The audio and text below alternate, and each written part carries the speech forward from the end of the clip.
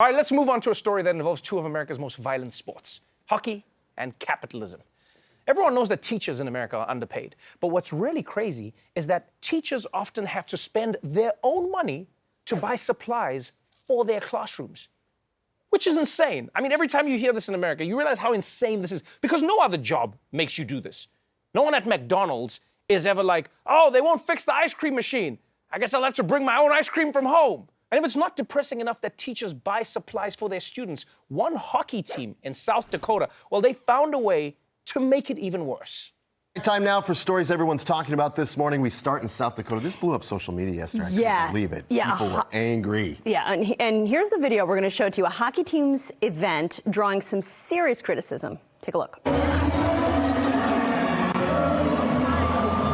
All right, so here's what's going on. The Sioux Falls Stampede hockey team held a Dash for Cash competition Saturday. So these are 10 teachers crawling around on the ice, grabbing as much money as they can to buy classroom supplies. However, many found this wrong to have teachers fight for money. Some even compared it to the Netflix show Squid Game. Oh, come on, this is nothing like Squid Game. I mean, for starters, you don't need subtitles to realize how sad this is. And at least if you win Squid Game, you get to keep the money. These poor teachers are debasing themselves to pay for textbooks that don't even teach slavery. Like, this is the most depressing thing I've ever seen at a sporting event, aside from any game where the Jets are playing.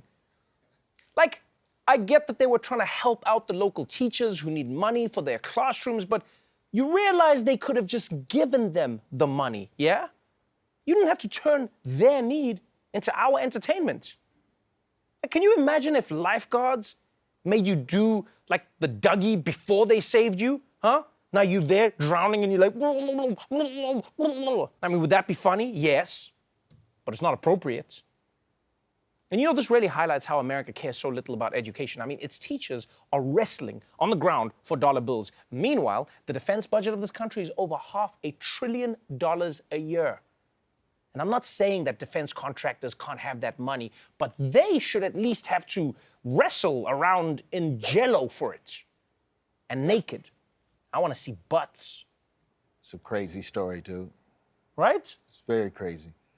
It's like, why would you give teachers money for supplies at the end of the year? What? It's too late. Them kids already flunked, man. They needed them supplies back in August. Why are you getting supplies to help kids? You ain't made an F. You can't bounce back from a December F. I don't know if you ever had a December F, but it's a wrap.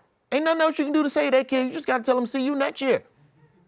You can stay in the class for the rest of the year so you can be familiar with this shit next year. But once you got a December F, that's a waste of time. They should have them teachers out there on the ice back in August. It's an interesting point, Roy. I'm not going to lie. It's a fair point. It's a solid point, is what you meant to say. That is what I meant. It's a solid point. Yeah, that is what I meant. Also, they didn't offer them teachers a hot towel. That's the disrespectful part of it. They touching money. Ugh. Omicron out there. You just out there raw dogging cash with your hands. Raw dogging cash? You raw dog cash? I've never thought of it like that, actually. We should hang out. We should, Roy. We should hang out. We should. You'd learn some shit. Yeah, I would. Okay. I definitely would.